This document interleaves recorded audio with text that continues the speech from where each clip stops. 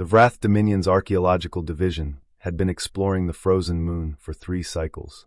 It was a dead world, cold and barren, with no atmosphere and no signs of life. The expedition's leader, a seasoned scientist named Vorath, had almost given up hope of finding anything significant when his sensors detected an anomaly deep beneath the ice. It took them 2 more cycles to dig down to it. The ice was thick, ancient, compressed by millennia of weight and cold.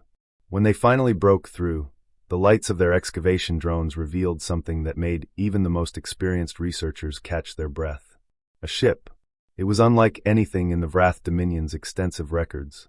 No familiar design cues, no recognizable engineering principles, no markings that matched any known species. Its hull was smooth, almost organic, and it seemed to absorb the light from their drones rather than reflect it. It was ancient. Radiometric dating would later confirm it was at least 10,000 years old, predating every known civilization in the galaxy. The discovery was unprecedented. Vorath radioed headquarters immediately. "We have found something. Something old. Something not in any database." The excavation continued with renewed urgency. The team carefully cleared the ice from the ship's exterior, documenting every detail, every strange curve, every impossible material. It took them another cycle to find the entrance. The interior was dark, cold, and utterly silent. The ship's systems had long since failed, its power cores depleted, its circuits frozen. But as the team moved deeper, their sensors picked up something unexpected. Energy. Faint but present. A single, steady pulse coming from the ship's core. They found the cryopod in the central chamber. It was a simple design, a transparent cylinder connected to a complex array of machinery that had somehow continued functioning for 10,000 years. Inside, barely visible through the frost that had formed on the inner surface, was a figure. A human. Vorath's bioluminescence flickered with excitement. Humans were legend, myth, a boogeyman species mentioned in the oldest records. No one knew if they had ever really existed. And now, here was proof. The cryopod systems were still active, still preserving its occupant after all this time. The scientists ran every scan they could through the frozen glass. The results were fascinating. The human was male, approximately 30 standard years old at the time of freezing. His muscle mass was significant, his bone density impressive, his physiology perfectly adapted for something the scans couldn't quite identify. But the numbers that mattered most were the ones projecting his current condition. 10,000 years of cryosleep would have catastrophic effects on any known species. Muscle atrophy, neural degradation, organ failure. The human inside that pod, if he could be revived at all, would be weak, disoriented, completely harmless. A scientific curiosity, nothing more. Vorath presented his findings to the team. "The pod is still functioning. We believe we can revive him safely. The question is, should we?" The debate was brief. The opportunity to study a living human, a species known only from ancient warnings and fragmentary records, was too valuable to pass up. The potential risks were minimal. The human would be weak, confused, easily contained. What harm could he possibly do? They decided to wake him. The revival process took 6 hours. The cryopod system slowly warmed, gradually bringing its occupant back to consciousness. The scientists watched through the transparent surface, their instruments recording every change in his vital signs. His heart began to beat. Slow at first, then steady. His lungs expanded, contracted, took their first breath in 10,000 years. His eyes, hidden behind closed lids, began to move beneath them. The pod opened with a soft hiss. The human sat up. He was taller than they expected. His body was lean, powerful, covered in scars that told stories no one could read. His eyes opened, dark, deep, and utterly calm, and he looked at the aliens surrounding him without a trace of fear or confusion. Vorath stepped forward, his voice steady despite the tremor in his bioluminescence. "You are in the care of the Vrath Dominion. You were found in an ancient ship, preserved in cryosleep for approximately 10,000 years. You are safe. You are among friends." The human looked at him. His gaze moved slowly around the room, taking in every detail, every face, every potential threat. When he spoke, his voice was rough from disuse but perfectly clear. "Where?" Vorath explained. "The dead moon. The ancient ship. The 10,000 years." The human listened without interrupting, his expression unreadable. When Vorath finished, the human looked down at the restraints they had placed on his wrists, standard procedure for revived specimens, easily breakable, purely precautionary. He flexed. The restraints snapped like dry twigs. Voritha's bioluminescence went white with terror. The scientists stumbled backward. Security alarms began to blare. The human stood slowly, his body moving with the fluid grace of someone who had spent centuries perfecting violence. He looked at the panicking aliens, at the broken restraints, at the room full of beings who had expected a weak, harmless relic. 10,000 years, he said. You think that made me weak? He smiled. It was not a friendly smile. It made me patient. And patient humans are the most dangerous kind. The human's name was Kale. He opened his eyes. There was no gradual awakening, no confused blinking, no disoriented searching. One moment they were closed. The next, they were open and focused, dark eyes that swept across the room with the cold precision of a predator assessing its surroundings. He sat up. The movement was fluid, controlled, utterly lacking the weakness the scientists had predicted. His body moved as if 10,000 years of cryosleep had been 10 minutes. Vorith, the lead scientist, felt his bioluminescence flicker with something he did not immediately recognize as fear. He stepped forward, as protocol demanded, and began the prepared speech. You are in the care of the Vrath Dominion. You were found in an ancient vessel, preserved in cryosleep for approximately 10,000 standard years. You are safe. You are. Where? The single word cut through Voritha's speech like a blade. It was not a question born of confusion or vulnerability. It was a demand, delivered with the calm authority of someone who expected answers and would accept nothing less. Vorith found himself answering before he could think. A research facility, on the moon of Vrath Prime. You were brought here after we discovered your ship buried in the ice. Kale's gaze moved slowly around the room. It took in the scientists huddled against the walls, the unfamiliar technology humming in its racks, the restraints that circled his wrists. His expression did not change. Your ship is being studied by our best engineers, Vorith continued, trying to fill the silence. You are a remarkable discovery. Humans are legendary, almost mythical. To find one alive after so long. How long? The question was quiet, but it carried weight. 10,000 years. Approximately. Voritha's voice trembled slightly. We have run extensive scans. Your body has been perfectly preserved. You should experience no ill effects from the cryosleep, though we anticipate some weakness and disorientation as your systems. Kale looked down at the restraints. They were standard issue for revived specimens, flexible but strong, designed to hold any known species without causing discomfort. A precaution, nothing more. He flexed his wrists. The restraints snapped, not stretched or strained, but broken cleanly, as if they were made of dried grass rather than military-grade polymers. The sound was sharp, final, and utterly terrifying. Vorith stumbled backward, his bioluminescence flaring white. The other scientists pressed against the walls, their hands raised in instinctive defense. Alarms began to blare somewhere in the facility. Security personnel would be here in seconds. Kale stood slowly. His body unfolded from the cryopod with the fluid grace of someone who had never known stiffness or weakness. He flexed his hands, watching his fingers move as if confirming they still worked. 10,000 years, he said. His voice was quiet, almost thoughtful. You think that makes me weak? He looked at Vorith, and in his dark eyes there was no anger, no fear, no confusion. There was only patience. The patience of something that had learned to wait. It makes me patient. And patient humans are the most dangerous kind. The doors burst open. 8 security guards in full combat armor flooded into the room, their weapons raised, their training taking over. They formed a semicircle around Kale, their stance professional, their aim precise. Kale looked at them, at the weapons, at the armor, at the terrified scientists behind the protective line. He smiled. It was not a friendly smile. The guards attacked. They were trained in close combat, experts in subduing hostile specimens. They moved with the synchronized efficiency of beings who had done this 1,000 times. Kale moved through them like water through rocks. He did not fight with desperate strength or wild aggression. He fought with economy, with precision, with the calm certainty of someone who had spent centuries learning exactly where to strike. A guard lunged. Kale was not there. Another swung. Kale was already past him. A third fired a stun blast. Kale was behind him before the energy bolt crossed half the distance. 30 seconds. That was all it took. When it was over, 8 guards lay on the floor, unconscious but alive. Their weapons were scattered. Their armor was intact but useless. Kale stood among them, untouched, his breathing even, his expression unchanged. He looked at Vorith, who had collapsed against the wall, his bioluminescence frozen in a pattern of pure, absolute terror. You scanned my muscles, Kale said. You measured my bone density. You calculated my projected weakness. He shook his head slowly. You did not measure my will. You did not measure my rage. You did not measure what happens to a human when someone threatens what is theirs. He took a step toward Vorith, then stopped. The scientist was already broken, already defeated. There was no need to go further. You woke me, Kale said. Now you have to deal with what woke up.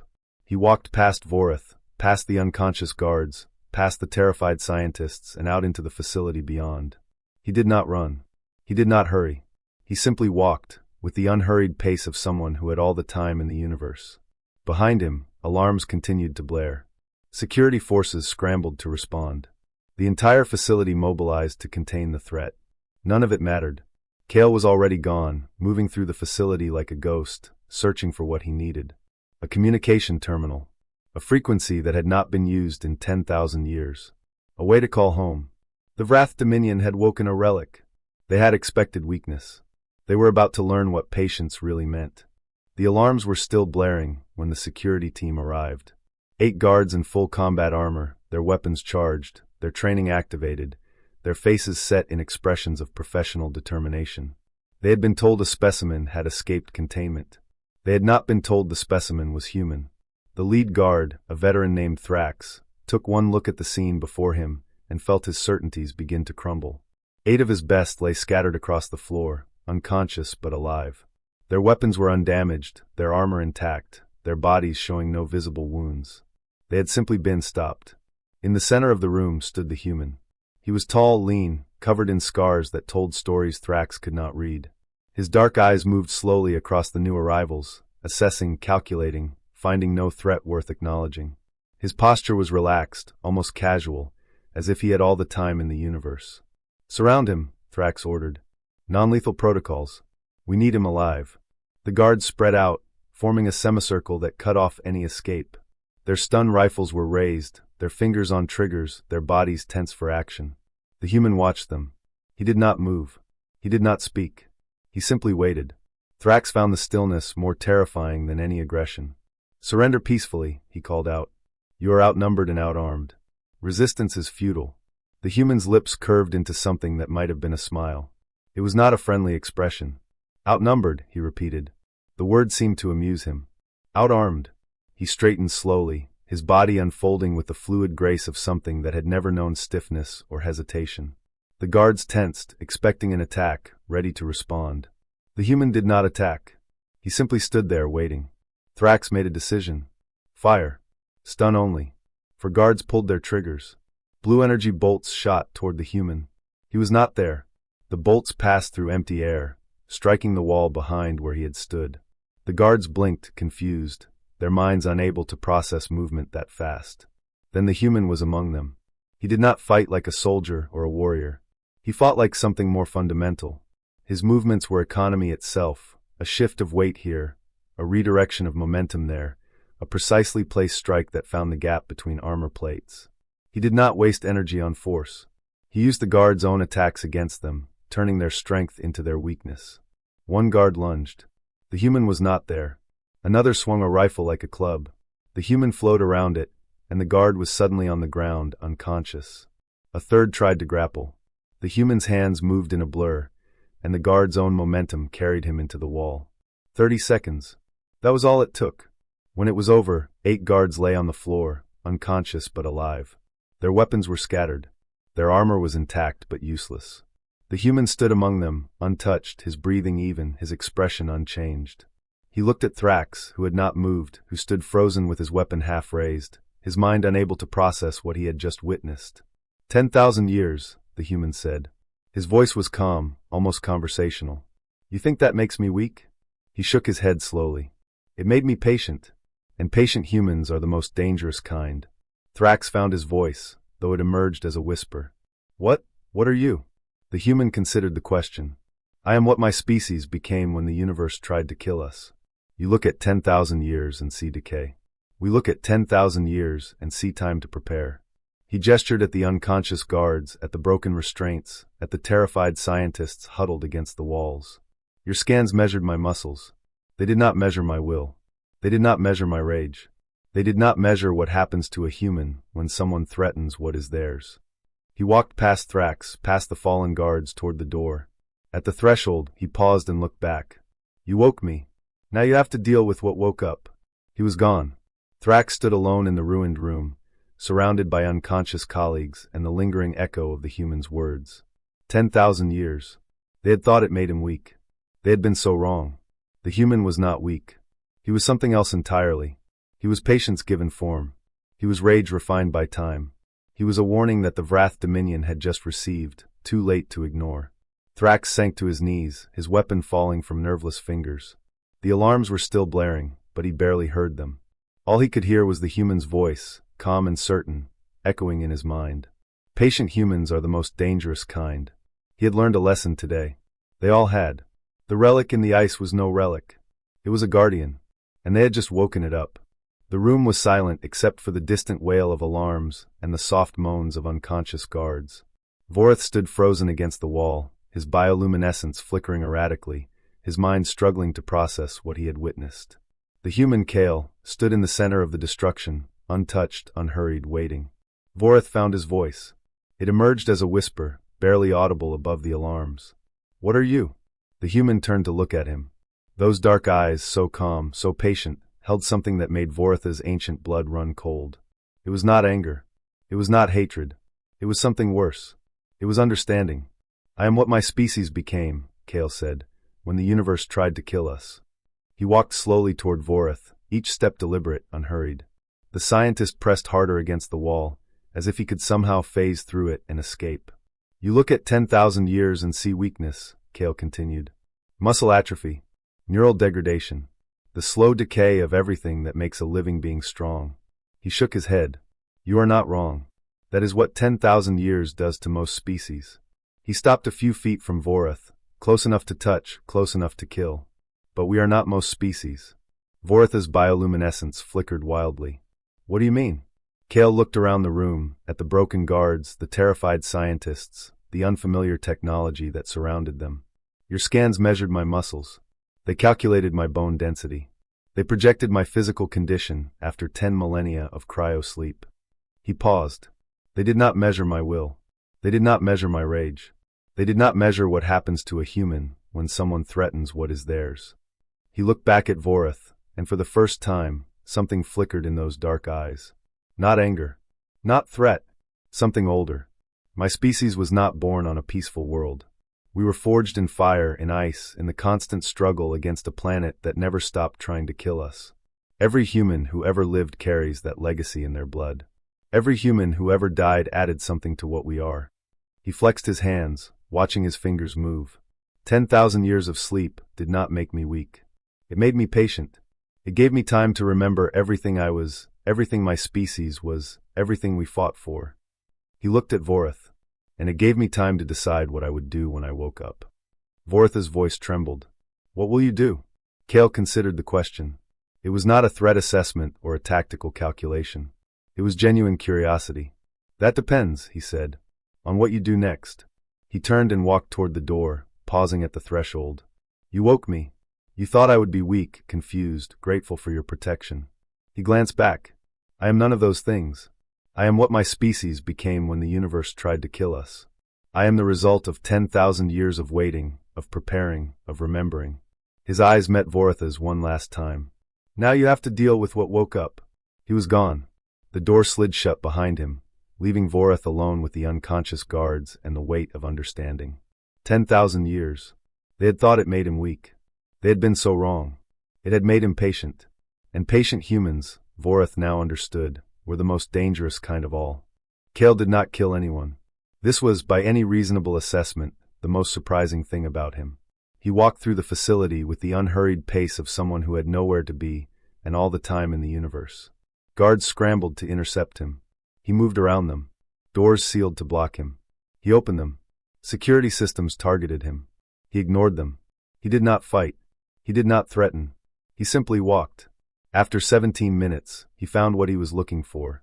A communication terminal, standard issue, connected to the facility's external network. He sat down before it, his scarred hands moving across the interface with the casual confidence of someone who had been using such systems for centuries. Vorith found him there, standing in the doorway, too terrified to approach and too curious to flee. Kale glanced back at him.